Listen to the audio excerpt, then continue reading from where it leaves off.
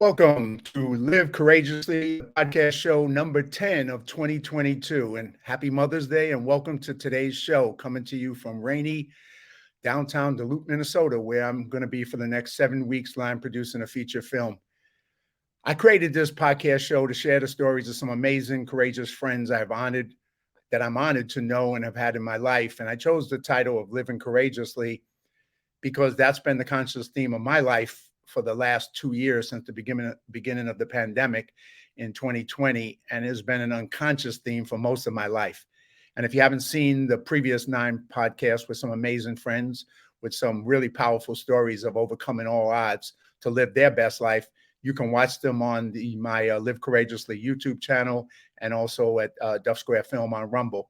I recommend you check them out and binge watch them. It's better than Netflix, and I must say, and you'll get a great dose of courage. So since I started this podcast show and became friends, and I keep meeting and becoming friends with some even more amazing, courageous people that I want to have on the show. And just an example, when I arrived here in Duluth a couple of days ago, I attended a welcome dinner with the Film Commission people here, and I met a police officer who served in Iraq in 2005 and 2009, and then joined the police force in Duluth and worked 20 years undercover, arresting drug dealers and human traffickers and serving the community.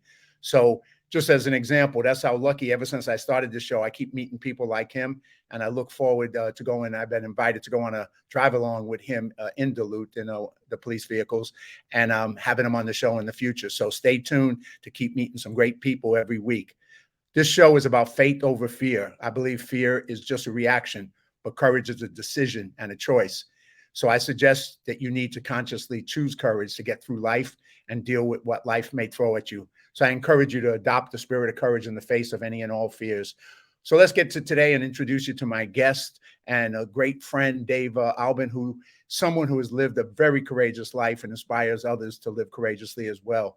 Dave was born in Hollywood, California in 1954, adopted at the age of 5, and raised by his aunt and uncle in Long Beach. Dave struggled in school as there was alcoholism in his family.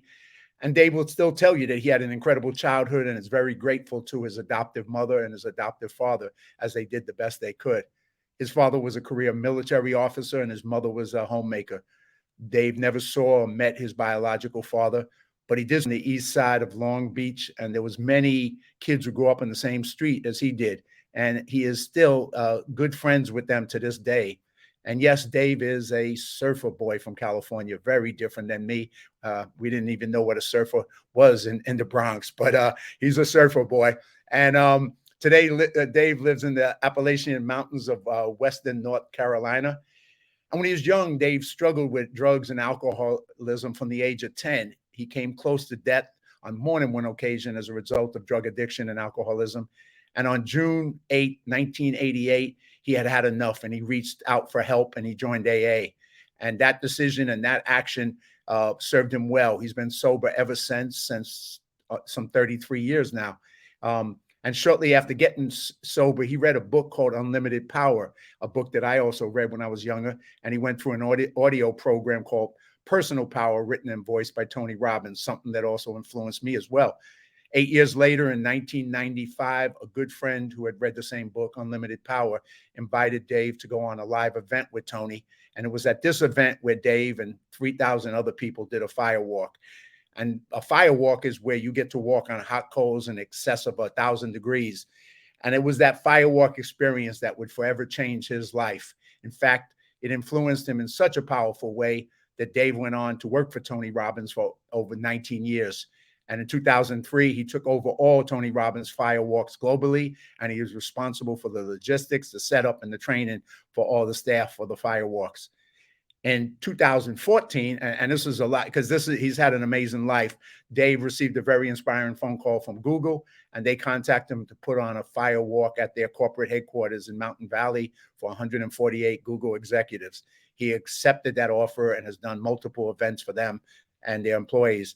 And this one, when a light bulb went off for Dave, and he decided to start his company, the Firewalk Adventures. So his team has went on to help hundreds of thousands of people to date walk across hot coals, including many celebrities, professional athletes, and a host of business owners and entrepreneurs. His largest fire walk on record was done in London in 2005 for over 12,300 people. And his largest glass walk, which is something that we'll be talking about as well, was done in Paris, France in 2019 for over 1,500 participants. Since retiring from the Tony Robbins organization in 2014, he's gone on to do speaking gigs and trainings and firewalks and glass walks for NASA, Notre Dame, Virginia Tech, Chick-fil-A, RE Max, Heineken, and hundreds of others of large and small business. So that's a lot. And he will tell you straight up that what doesn't challenge you does not change you. And I'll say that one more time. He says that what doesn't challenge you doesn't change you. And I'm sure he'll be speaking about that. So if you're ready to transform your life, then Dave Albin is your guy. So I'd like to welcome my good friend and good brother, Dave, to our show today. Welcome, Dave. Hi, John Duffy. Thanks, bro. That was a lot, mouthful, man. It was, but that's the stuff that you've done a lot, man. So, I wanted to share all that with the audience. And, Dave, one of the first things I always do on the show is two things. I do one is I ask people, because so far everybody I've had on the show are people I know personally and are friends, and you're one of those. I asked them, where did we first meet, if you remember? And then I asked them, what does Live Courageously mean to you? So my first question is, do you remember the first time me and you met? Yes, I do. Absolutely, I do. How could I forget, right? We got to share the stage at Notre Dame, which was spectacular. Absolutely. And then we also met prior to that at NASA down in Houston, right? That's right. Yeah, that's right. Oh, that's right. We met at NASA first in Houston, and then we went on and we shared the stage again in Notre Dame. Right. Okay. Yep. That is correct. So that was, and it was kind of funny because when we met down at NASA, and obviously I got to know you and know your background and all the work you had done with Tony Robbins. And I know our paths had to cross because I attended at least 10 Tony Robbins programs and I staffed them, and I've done, about a dozen firewalks, but we never really actually met at any of those. But it was kind of interesting to learn all of that when I met you down in NASA. So, that's the first piece, and we'll get more back into that. The second thing is, what does Live Courageously mean to you? And you've obviously have. I think it's a huge component, because without that part, you really just can't live your best life. You just can't. I think you have to learn to embrace fear and use it to your advantage. And because for most people, everything they have in their life, whether they have it or don't have it, has been influenced by fear. So, what's the acronym? Face everything and rise, or forget everything and run, right?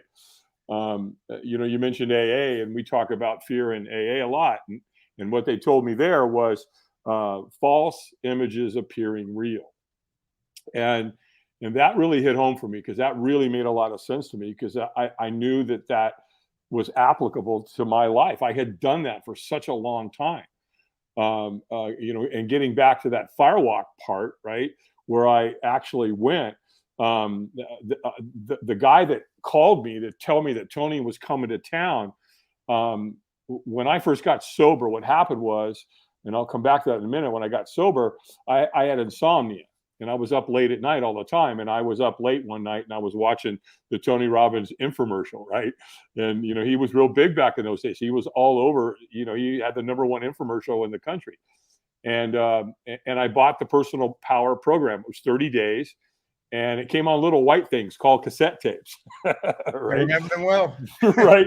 And so people go, what are those? Well, they were a form of recording, right? So it was really cool. So anyway, when I went through that, I loaned the book and I loaned that tape program to my buddy. And that's when, 7-8 years later, 95, he called me and said, hey, Tony Robbins is coming to town. It's going to be live. You got me into this. Come on, man. You got to come with me, right? And he literally, John, he called, he goes, look, I'll make the arrangements. I'll call you back, man. I'll take care of this. And so he calls me back like an hour later and he goes, yep, it's all done. We pick up the tickets at will call. And here's what they said to do. You want to hydrate. You want to bring snacks. Be prepared to spend a lot of time in the room. And boy, was that an understatement. No kidding. Right.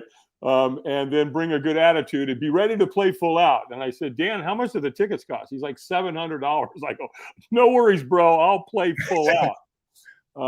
And then just as he's getting off the phone, he goes, oh, by the way, we're going to be doing a fire walk. And it was almost like it slowed down, right? Fire walk, right? And I remember thinking, oh, hell no, we are not doing that. I want to see Tony, but I'm not going to do that. And I'm sure you don't have to. You know, that's for the crazies. I'm not going to, we don't worry about it. But I didn't say anything to Dan, right? I just said, oh, yeah, sure. Sounds interesting. Right. Well, if you've ever been to a Tony Robbins seminar, for God's sakes, Tone took the stage at 2:00 in the afternoon, the day of the event. And the next thing I know, it's after midnight. Oh, yeah. Right. So he takes you out into that big parking lot. And, I'm with 3,000 people, got a big, beautiful fire burning over here in the corner. And, when he takes you out there, he goes, oh, by the way, take off your shoes. And I'm thinking, well, I'm not doing this. Right. But what am I going to do about this shoe thing here, right? Because if I don't take off my shoes, other people are going to see me with my shoes, and they're going to think I'm, wussing out, and that, and we can't have that, right? So I'll just take my shoes off and fake it. Fake it till you make it, as they say, right? So, and then of course, when you got you going out there, what's he got you doing? Chanting. Everybody's going, yes. Yes. You're walking out there, and then you get out there, there's African drums to add to the ambiance, right? Big giant fire, moonlit night, summer, beautiful. Dun, dun, dun, dun, dun, dun, dun, dun, dun. And and I'm like, so what's my strategy? Well, my strategy, I'm going to hide out in the back, which is not a good strategy, because Tony's people know where all the cowards are. In the back. And they're really well trained. And sure enough, this guy out of nowhere, could have been you, John, for all I know. This guy comes up to me and he locks eyes with me. And I guess that must be the deal. Once you lock eyes with the person, don't take your eyes off them, right? And this guy comes up and he gets probably, I don't know, maybe 20 feet from me. And he kind of stops and looks at me. He goes, are you okay? And I'm like, and you're not okay. What are you going to say? I'm fine, right? Which is total BS. Right. And then he asked me, as soon as I said, I'm fine, he goes, well, are you going to walk tonight? And I said, absolutely not. And he's like, kind of taken back, right? That's what as they say, that was pretty congruent of you. Yeah, right. Very, right. Nope, I ain't doing that shit. Not tonight, pal. And he said, he goes, hey, well, that's no problem. He said, we don't want you to do anything you don't want to do. And I went, oh, okay, I like this guy. He's my ticket the hell out of here. And all of a sudden, he asked me a question. Stranger. Don't know who it is to this day. I don't know who this guy was. I never found out. Right. But he asked me, he said, well, wouldn't you at least like to watch? And I said, well, yeah, sure, I would. I'd love to watch these idiots burn their feet. Well, I'm standing at the back. I have 3,000 people in front of me. I can't see anything. I can see the fire over here, this big bonfire they got building, right? Right. And so what they do is they build that fire, then they take wheelbarrows and they would go and they'd fill those wheelbarrows up with coals. And then they bring in a wheelbarrow and they set up 2 lanes, about 3 feet wide, about 15 to 16 feet long. They put that wheelbarrow in the middle, and then they just take a shovel and they'd shovel those coals onto those lanes of sod, of grass. But I can't see any of that. I don't know that because I got a sea of people in front of me. Well, so he says, well, if you want to see anything, you can't see anything from back here. You're going to have to get in line. Right. Which was true. He was congruent with what he said because I couldn't see anything. Because I'm 100 yards away from the actual action. And so I get in line. I'm just kind of walking along. And all of a sudden I look and I go, and I can see at an angle. I can't see in front of me, but I can see at an angle through the people. And they were doing it, John. They're fire walking. And so my brain's going, what's going on? You have no references for this. How do you make heads or tail? What's going on? What the hell is happening? And, I'm just kind of looking and I'm in this trance. And the next thing I know, this guy comes up and he whispers in my ear. And he said, he knows when you're ready. When he says go, you go. And I thought, dude, you didn't get the memo. You know where you can go. Get away from me. I'm not doing this. Right. So next thing I know, I'm in the trance and I'm watching, and I'm kind of and boom, there I am, and I'm at the front of the line, and I'm staring at this lane of grass, and the coals are laid out there. They're glowing bright red.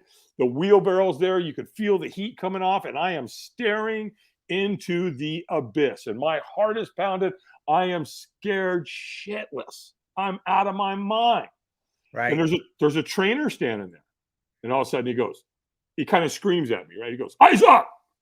And I'm like, "Oh crap." And I bring my eyes up, and now I'm looking up. And of course I'm a slow learner because I was in a room with Tony for 10 hours, and he tells you when you get out there, keep your eyes up. Sure. Right? And then all of a sudden he said, "Squeeze your fist and say yes." And I went, "Yes." And he went, "Stronger." And I went, "Yes." And then he got in my face and screamed at me and kind of ticked me off.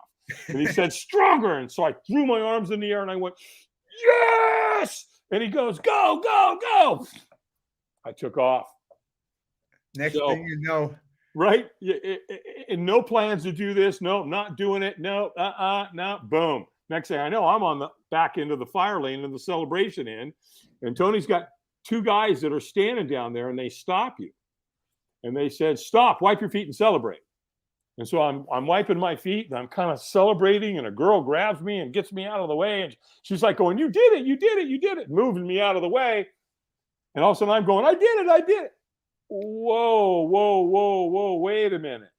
And I looked back, and the coals are bright red, and all of a sudden it dawns on me, I can feel I burnt my feet really bad. Right. I lift up my foot, and I look at my foot, I go, "It's not burnt. It's dirty. It's dirty, but it's not burnt." "Oh, it's my other foot." It's dirty, but it's not burnt. I've got no burns. I just walked on coals that were 1,000 degrees, and I didn't burn myself. And so the question I asked myself was, how the hell did you do that? I don't know how I did it, right? You do something, sometimes you know how you did it. Like if you hit a home run, you practiced, right? Well, this, I didn't have any references, nothing. And so I literally started asking people, "Did you burn your feet? Did you burn your feet?" No, no, no, no, no, no, no, no, no. Well, the exhilaration I felt that night was unsurpassed. I mean, it was just incredible how incredible I felt, like I had climbed Mount Everest or something, right? But here's where it got interesting for me, John. The next day I came in, and I'm with 3,000 other people. I'd never seen the human connection like I saw that morning of all these people.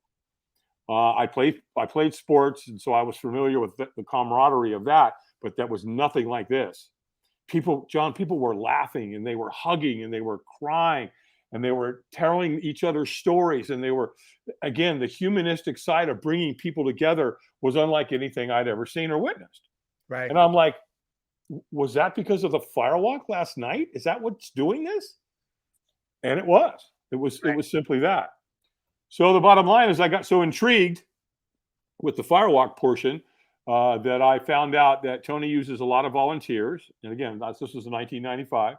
And I was given some information how I could get involved if I wanted to. I could fill out some paperwork, and they would bring me in as a volunteer.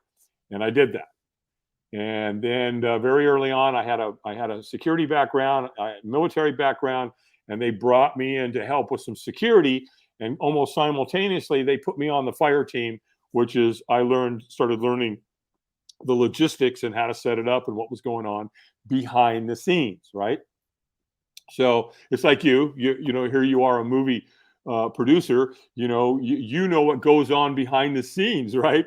Where most people have no clue about any of that. They just go in the movie theater and watch the movie, and they have no idea all the work and just what it takes, to put on a good movie and produce a good movie. So there I was in the back of the house now. And the next thing I know, that was in like 96, 97 goes along. They hire me as a subcontractor. And then, and then 2003, Tony pulled me aside, and we were at Date with Destiny in the Bahamas at the Atlantis Hotel. And I got my phone rang in my room, and I got called into the office there that we had. And Tony basically said, "Albie, I'd like you to take over all of my firewalks globally." And I originally resisted it. I was like, "Well, Tony, I can't." And Tony's like, you can't or you won't. And I'm like, I can't. Tony Robbins doesn't like the word no. Right. And so I said, well, I can't. And so it had to do with me homeschooling my kids. It had a lot to do with a lot of things. And so he stepped right up and he said, well, what if I pay to have your kids travel with me? Would that make a difference? And I'm like, well, it sure could. So I literally called home and talked to the family. And my son at the time was like 8. And he's like, where's our first event, Dad? And literally our first event was in Sydney, Australia. Nice. It was nice. And so Tony, and he treated my kids and my family like gold. And so that was in 2003. And in 2005, yeah, we set, Guinness Book wasn't there, but we set a world record. We do know that it was the largest firewalk that had ever been done in London. And there were 12,300 people. And we did that firewalk in just about an hour, if you can believe that. Wow. And then, and then I'm driving down the road.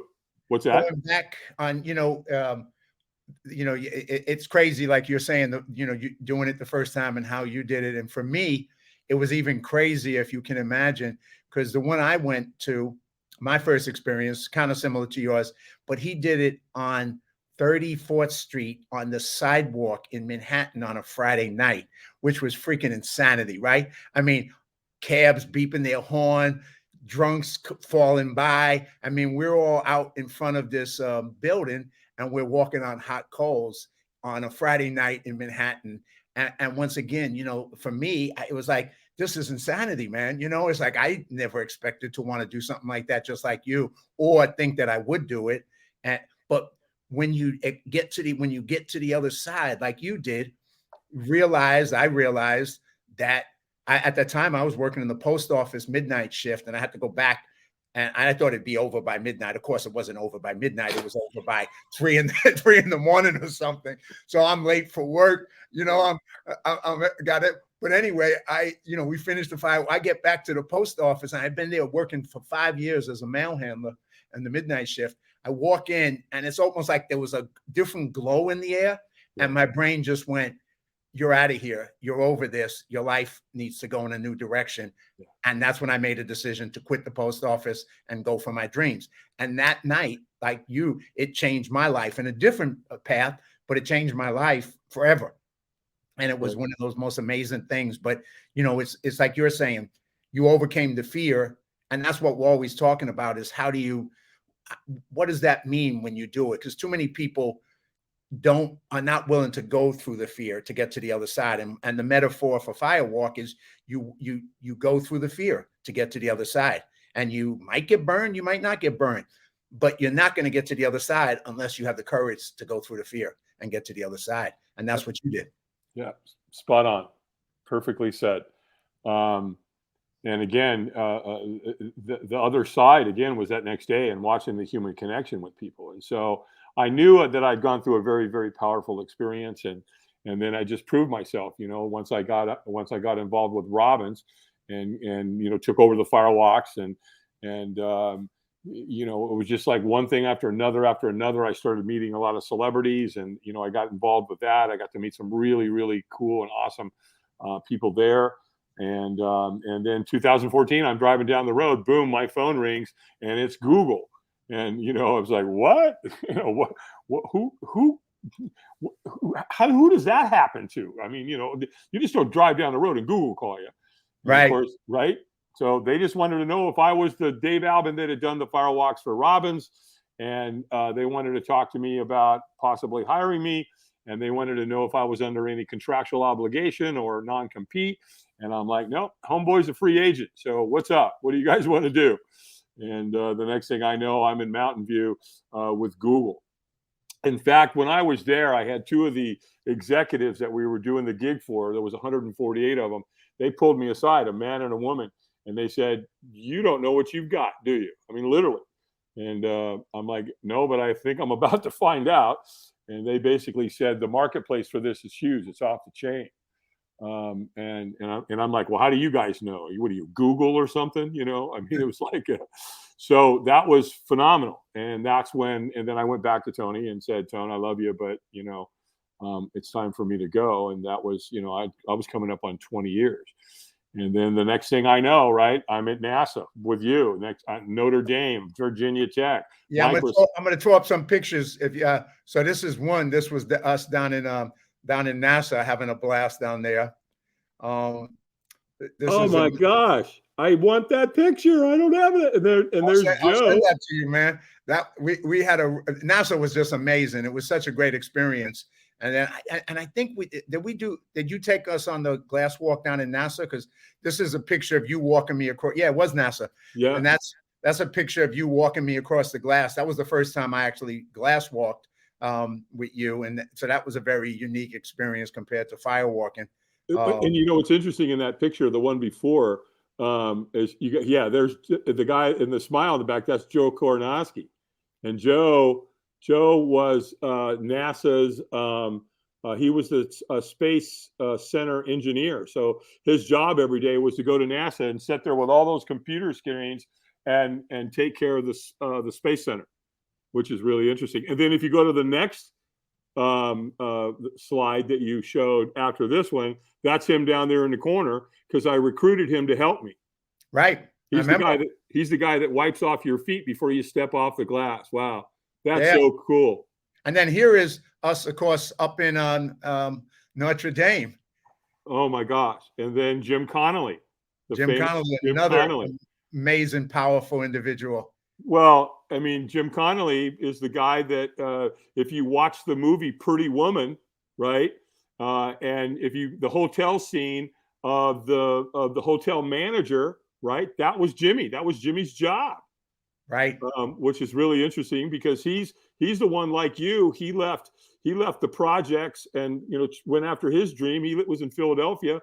He couldn't read, he couldn't write, couldn't do anything. Goes out to Hollywood. Next thing you know, he's knocking on the door of the Beverly Wilshire Hotel wanting to get a job, and he ends up getting a job, right? And then running the hotel and working with Frank Sinatra and living this amazing, powerful life, right? Right. Yeah. He told a story about Sinatra. His first day on the job, Sinatra walks in and says, "Hey, who's the new kid?" And they said, "Well, that's Jimmy." He says, "Well, how come he won't smile?" And he goes, "Well, I don't know." Next thing you know, Sinatra goes over to him and said, "Hi," goes to shake his hand and says, "My name's Frank Sinatra." And Jimmy's like, "Yeah, I know who you are."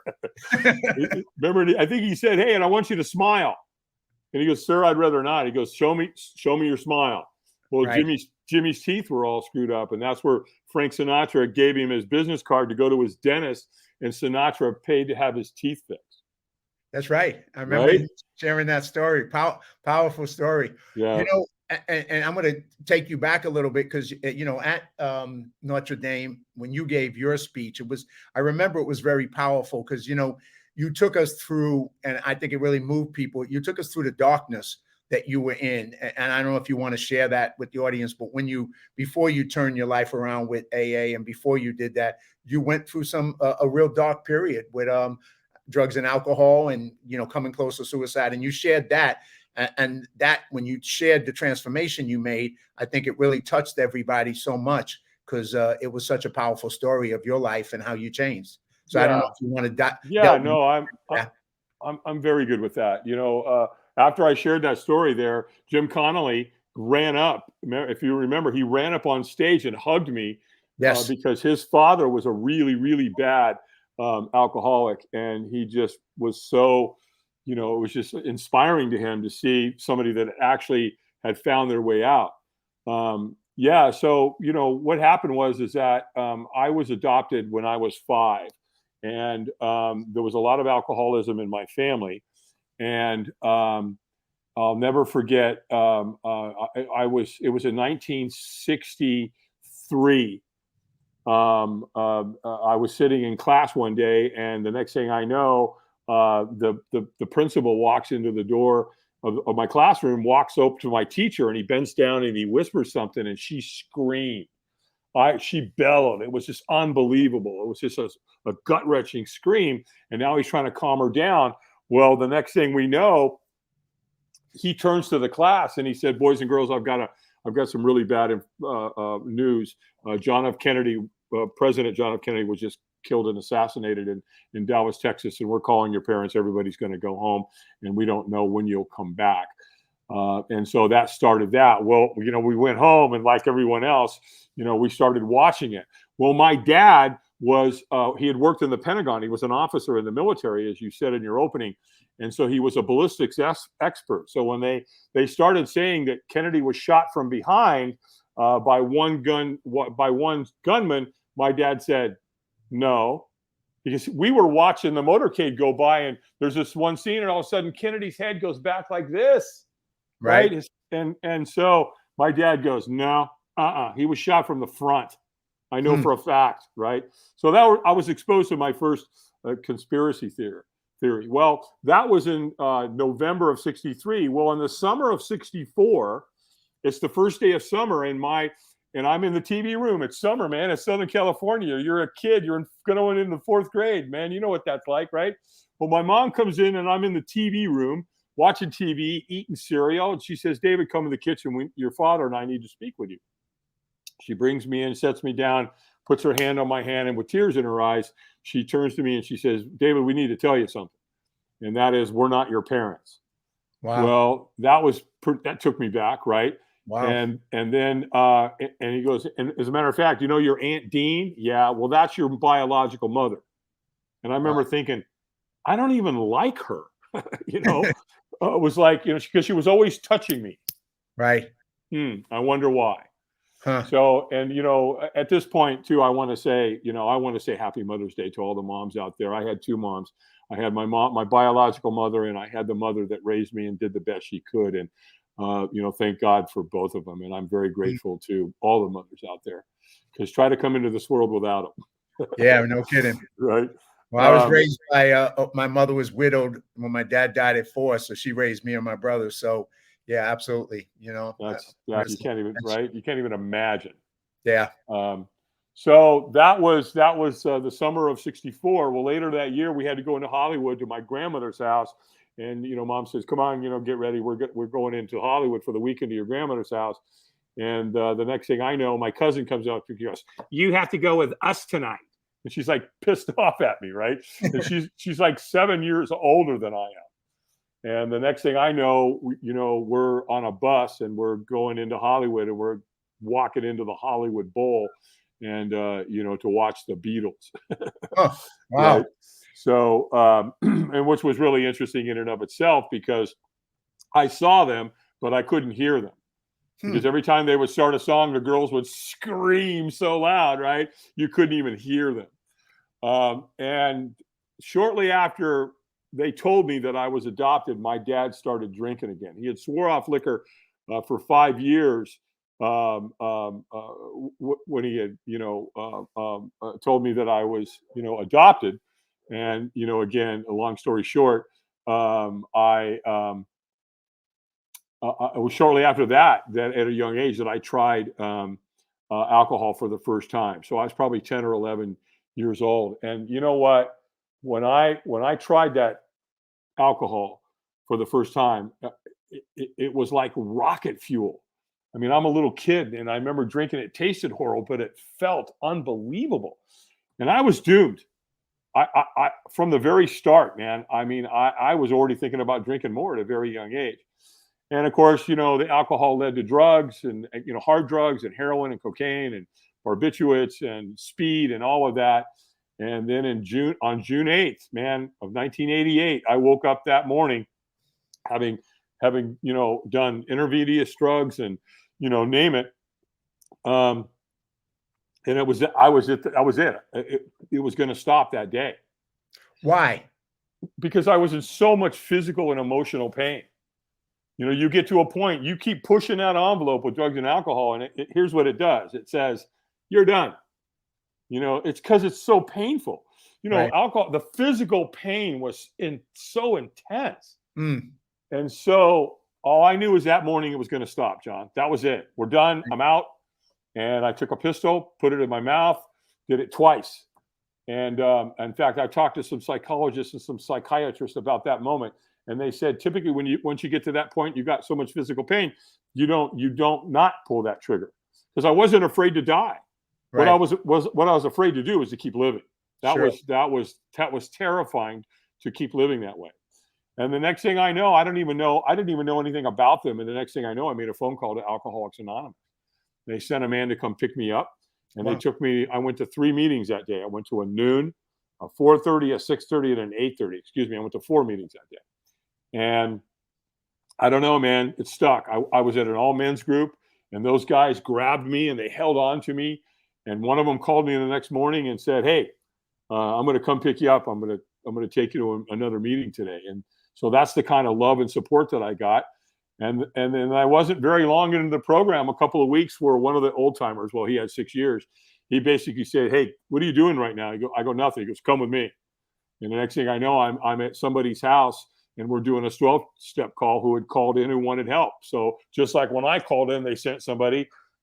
I went with this guy, and we went over there, and I remember sitting at his kitchen table. He had a pistol sitting on the table. Well, man, I could relate to that. I really had a pretty good inkling how that guy felt. And I remember we got him to a meeting, and he didn't kill himself. And I remember thinking, man, what an experience. What a sense of responsibility, because it's not, it's interesting because as AA set up, psychology, psychiatry, doctors, all these people, clergy, you think of all these people that are more qualified to help another alcoholic. Another alcoholic helps another alcoholic because we've been there. We know what it feels like. And it's just phenomenal how that works. In fact, the founders of AA, Bill Wilson and Dr. Bob, Bill Wilson was a stockbroker, and Bill Wilson was a proctologist. Wow. Right? We jokingly say he was used to dealing with assholes. Right? So, they got together. And in fact, when the nurse called Bill Wilson to come be with Dr. Bob, when Wilson walked in and introduced himself, Dr. Bob was pissed off. He's like, "You're a stockbroker? What are you doing here? You're not in the medical field. You're not a psychologist. You're not a psychiatrist. Who the hell? How dare you come in here and think you can help me?" Huh. And Bill Wilson said, "Well, I'm sorry you feel that way, but I'm not here for you. I'm here for me. So good luck." And he went to walk out. And Dr. Bob said, "Whoa, whoa, whoa, whoa, whoa, whoa, wait, hold on. Maybe I've rushed it. Maybe you should come back tomorrow." And so that's how AA got started. And so that hit me right between the eyes. And so I just fell in love with helping other alcoholics achieve sobriety. Because, for that, John, I'm responsible. My whole life was given back to me. Right. In fact, something happened here a couple of weeks ago. My son lives in Boone. I'm in the western part of the state, which is in Ashe County, and about 20 minutes away, my son and his girlfriend live. He's going to App State, and there's a bar over there that has really good wings. And Davey was telling me he's going. He goes, "Come with us, Pop." So I go over there to this bar, and I go in and I order the same thing. I order cranberry, half soda with a lime, and it's really good. And so we ordered some food. And then, as Davey was ordering, he turns to the bartender and says, "Oh, I know. What do you want? Vodka in what I ordered?" And Davey speaks up. He goes, "Oh no, my dad's a quitter." Right? and so she's kind of like, "Ooh, what's that mean?" Right? And so he goes to tell the story. He says, "Yeah, my dad wasn't a quitter. I wouldn't be here. He's sober, and he's been sober for 33 years, and he's telling a story." Well, the bar's listening to it. And there's a guy sitting right next to my son who's listening to this conversation. Well, the next thing I know, we get our food. I'm drinking my drink. And this guy gets up, comes, and I'm sitting, the bar's like L-shaped, and I'm sitting down here at the L shape. And all of a sudden he comes around, he comes behind me, and he comes up and he goes, "You're a king." And I'm like, "What?" He goes, "You're like a king." And I go, I'm sorry, I don't understand. And he goes, "You've been sober for 33 years? And I said, "Yes, sir." And he said, he kind of put his head down and he looked back up and he goes, "My dad was a really bad alcoholic." And I said, "So was mine." And I said, "Tell me more." And so he went into his story. He started telling me that his dad, ever since he was young, was a brutal alcoholic. And the son, this young man who's talking to me, was his caregiver, if you will. Every time shit hit the fan, he had to go take care of it. He had to go drag him out of bars. He had to go pick him up on street corners. He had to get him out of jail. He had to go to court. All this cycle on and on and on and on and on. Well, apparently one night, this kid had enough. And they were talking and they got into this horrible argument. And they both started saying stuff that they didn't mean, but they were just angry and frustrated. And this kid said a lot of stuff to his dad, and he left. He slammed the door and he walked out. Well, the next day, his father died. And so now all these unspoken things come into play, and the guilt and all of that, right? And so this kid is just devastated. And I said, if your father had found AA like I did, his life would have been completely different. And here's what I believe. I believe that if you took the alcohol out of his life, he would have been a completely different human being. He would have treated you considerably different. And here's what I believe. And that is, had he got sober like I did, I think there's a couple things that he would probably want to say to you. And the kid's just like looking at me, right? And I go, there would be a couple things. One, I'm sorry, and I hope you can forgive me. And this kid teared up. He gave me a big hug, and he left the bar. Wow. Oops, I just lost your volume. You win. There we go. Yeah, so he gave you a hug and he left the bar, and then you went. He left the bar. And it was and a couple of my son's friends were sitting at the bar. They had showed up to come hang with us, and they were just sitting there in awe. And so you just don't know. You don't know where you're going to be, what's happening, who you're going to. And that's why when I get on stage and I talk and I share that, is because I don't know who's sitting out there. I don't know who's going to benefit from that story. Maybe there's somebody that's got a problem with alcohol, right? Sure. Maybe it's the son or the daughter or the spouse or whatever. And so that's why I go out there and I tell people, look, I'm not proud of this, but I am here to support you.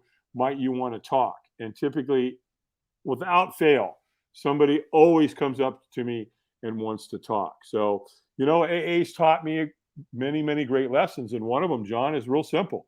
That when anyone, anywhere reaches out for help, we want the hand of AA to always be there. And for that, I'm responsible. So that is really, my commitment to all that. And then you do, obviously that is your commitment. And then all the other stuff you've done both with Tony and with yourself, transforming people through fire walks and glass walks. Once again, besides you sharing that powerful story, like I said, I was honored to hear that story when you gave it at Notre Dame, and when Jim came up and hugged you. I mean, he hugged you for all of us, at that moment. I think we all felt the same way. It was so powerful. But you've been involved in seeing people transform. Besides you transforming, what are some maybe stories or people you've seen that kind of just touch you the most, that you saw that transformation, whether it was through your story or through the fire walk or glass walk or whatever? Well, one of the guys was in AA. This kid came in and he was resisting. He had gone through the revolving door several times. And then one day he came in and I was leading the meeting. And he wanted to interrupt the meeting and I won't let him. It's like, no, take the cotton out of your ears and stick it in your mouth and calm down, dude. That's not how the format works. Well, he got really ticked off because he said, I'm an alcoholic. He was crying and caring. I go, well, you just hit the lottery, pal. So, relax. And so he came up and wanted to scream at me and yell at me. And he was pretty pissed off at me. Well, he ended up asking me to be a sponsor. And which was a really interesting thing because shortly thereafter, he went into liver failure. Well, he went to Georgia, and this is in Northern Virginia, by the way. We were, our group was right outside of Washington, D.C. So it was an all men's group. It was a private group, closed meeting. And so we got a lot of people from Washington. We got, let's say, we got some Redskins, we got some FBI agents, Secret Service, you name it. Some of them showed up at this meeting. And so Mark was an extraordinary young man. Well, now he needs a liver transplant. Well, he goes on the list at Washington Hospital, and he gets on the list. And the next thing you know, he got his transplant. In fact, he was on the same list as Walter Payton. Wow. And he got a liver, and Walter Payton didn't. Mm. And of course, Walter went on to pass of liver disease. Now, Walter didn't drink, but he still had liver disease, whatever happened with that. So Mark was eternally grateful. I was literally, and when he was talking with his doctor, with his transplant team, this was back before they had done these transplants. Mark was one of the very first humans on Earth to get a liver transplant. And I remember him asking Dr. Rusky, who was out of Washington Hospital, how much time do I have, Doc? And he said, well, I think I could probably get you 18 months or so. And he goes, that's not good enough. He goes, I need 2 years because I want to see both of my sons graduate from high school. And sure enough, Mark lived about 2 years and saw both of his sons to graduate. I was literally at a Robbins event in New York, and I went in a week early to hang out with the family, and I got the call that Mark had passed. And I flew home, and I delivered the eulogy at his funeral. So that was one of the most, memorable guys. I mean, they're all important. They're all great. But there was something about Mark that was really special. And, I went through that whole process of him getting the liver and all that. As far as the firewalks and stuff, I think probably one of the most memorable is we were in Tampa, Florida. And I don't know what's going on. We're just, the firewalks start, everything's going. We're out there. I'm standing at the wheelbarrow. I got my shovel. Tony's running his lane. Joseph McClendon, his lead trainer's at the other lane coming the other way. And all of a sudden, Tony kind of stops and he looks at me and he gives me this really bizarre look like, I think we're going to see some serious shit here in a minute. And the next thing I know, I didn't see it because it's kind of dark out there. Next thing you know, there's this young man in a wheelchair. And come to find out, this young man was a collegiate athlete down in Tampa. And he was hit by a drunk driver. And he lost both legs. And so apparently he was contemplating suicide. Well, one of his buddies pulled him aside one night and said, look, we can't stop you if you're going to commit suicide. But Tony Robbins is coming to town. And I know you studied Tony. Why don't you go see his event before you make this final decision to kill yourself? And so he did. Well, this kid was a collegiate athlete, man. He had a lot of upper body. He was a wrestler, played football, baseball. He was just, he had upper body strength.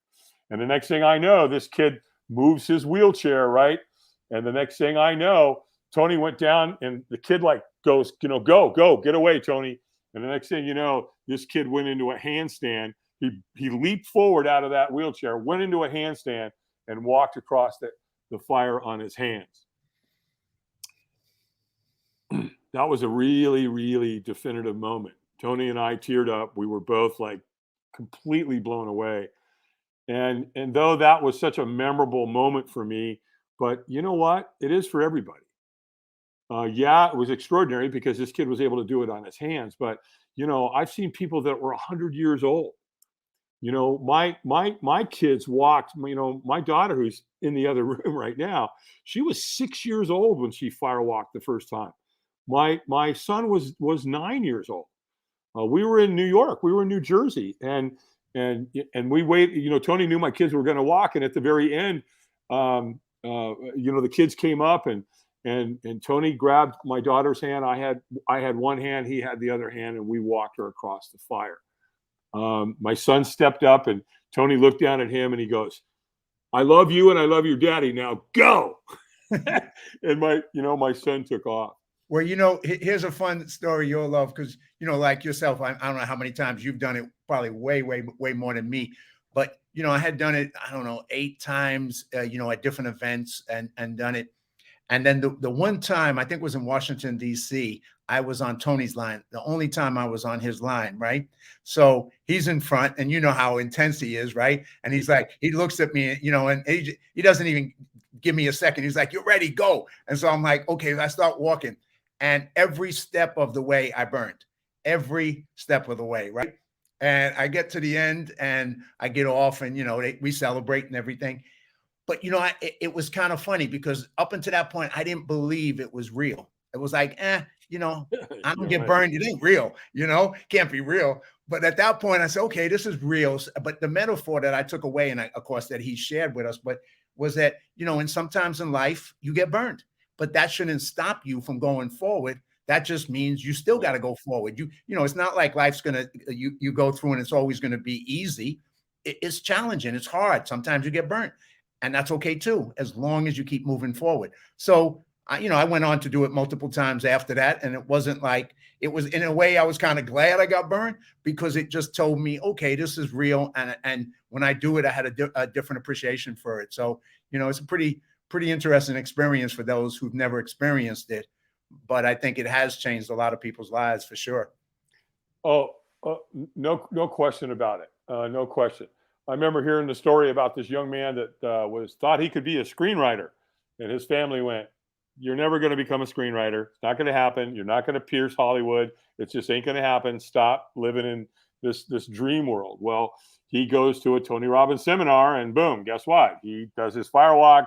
He goes to the event. He goes home, and guess what? He wrote "Sleepless in Seattle." Oh, that's right. I forgot all about that. That's right. Right. So you never know. You just don't know what's going to happen. And Absolutely. so from my perspective now, I get to continue to do this.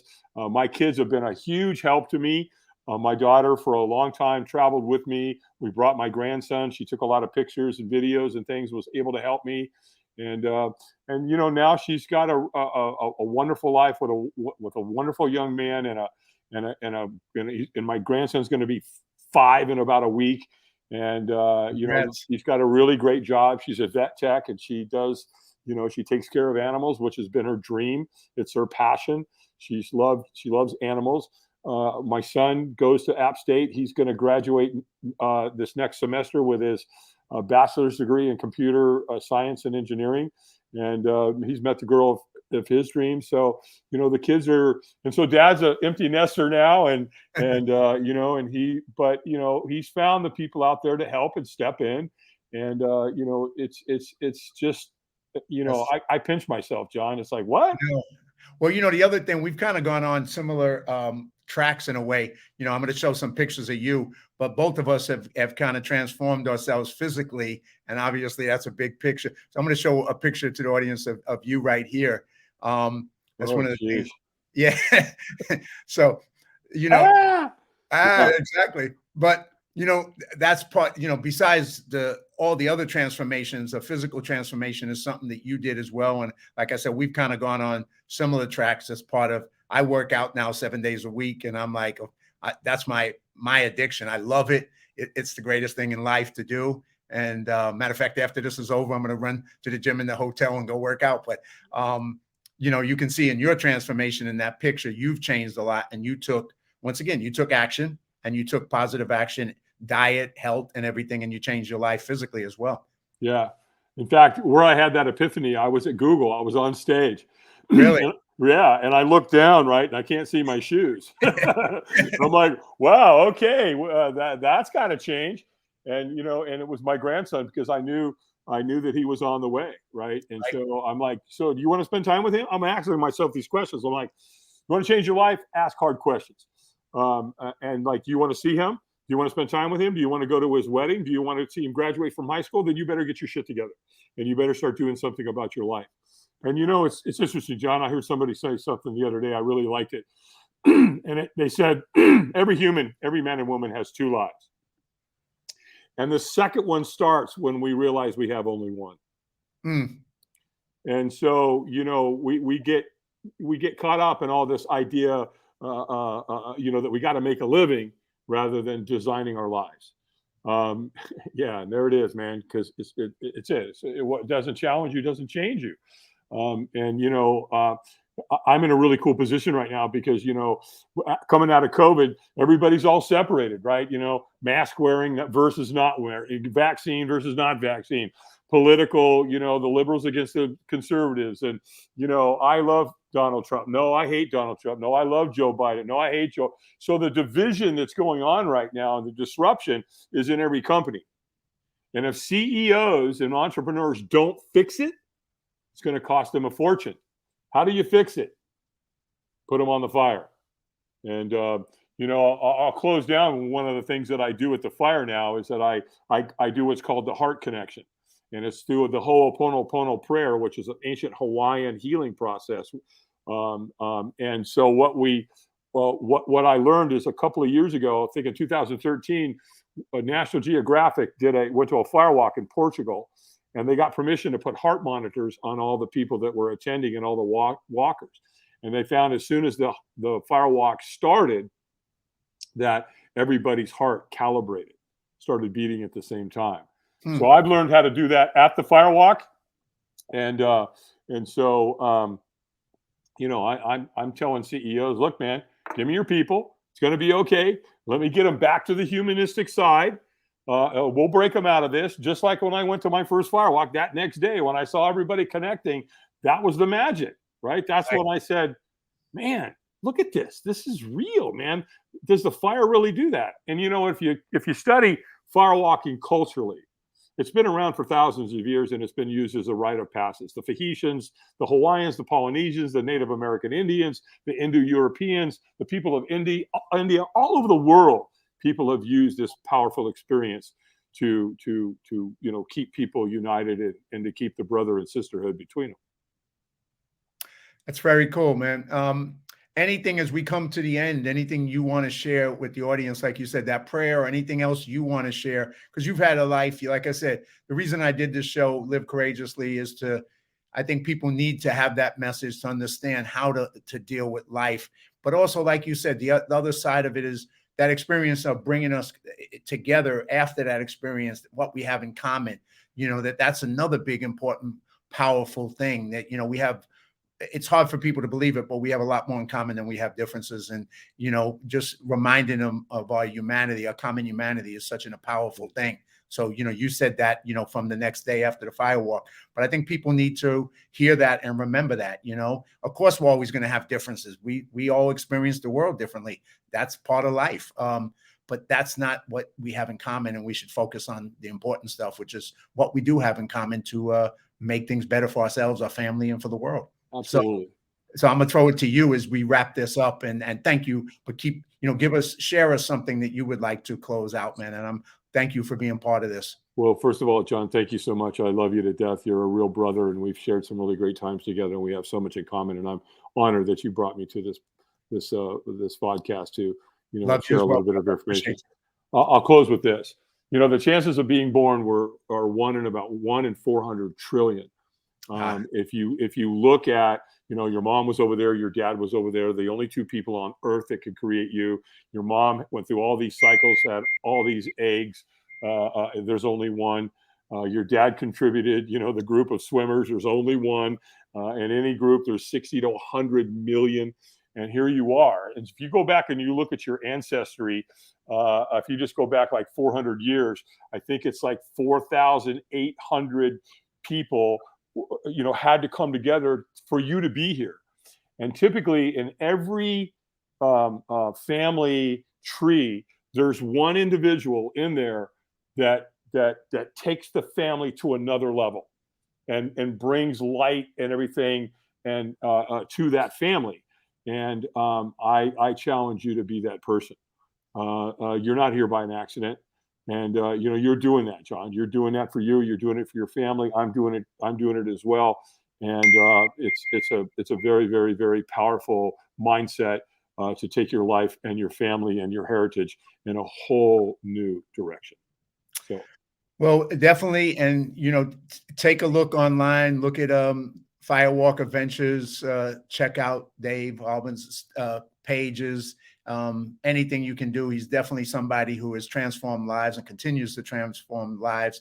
And I was, I say, Dave, I've been blessed with so much riches of people in my life, not necessarily financial riches, but the amount of people like yourself that I've connected to in my life just makes me feel so honored and blessed. And you're somebody, when we connected at NASA and then went on to connect again at Notre Dame. And then, I gotta put up this picture because it's one of my favorite pictures of us in Beverly Hills when we hung out with the oh God, I love that. The two guys with the sunglasses. It's who the hell took that picture? we asked the passerby to take it. It was just, we were hanging out, and you were at matter of fact, you were on the Larry King show doing something, and we got together and had lunch, and then just kind of roamed around Beverly Hills, and we took that picture together. But yeah, and that picture, and then we took one with me with the sunglasses, which I love too. So that day was very special, man. And you're a very special person. So I thank you, man, and love you with all my heart. Good stuff, Dave. Thanks, brother. I love you. All right. Until next time. Let's stop looking for heroes, people, and be one. Take care, John. Say that one more time. Let's stop looking for heroes and be one. Right on. Right on. Take care, brother. Bro. Love you. Thanks. Love you too. Well, that's one more show, people, of Live Courageously. And this was the 10th show. And obviously you listen to his life and overcoming drug addiction, alcoholism, getting close to suicide, turning his life around with AA, then turning his life around and becoming, being afraid of doing the fire walk, and then becoming the person who ran the firewalk for Tony Robbins and now continues to do it with his own company, Firewalker Ventures. So Dave Albin is somebody that I think should inspire you. And no matter what you're facing, these are the people we need to listen to, people that inspire us to be better than we are, inspire us to overcome fear, to be courageous, to live courageous, and to also contribute to everyone to make our community, our friends, our family, and our world a better place. So thank you for being here with Live Courageously. You can check out the show, like I said, on YouTube. And until then, have a great Mother's Day and spend time with your family. And until I see you next time, God bless.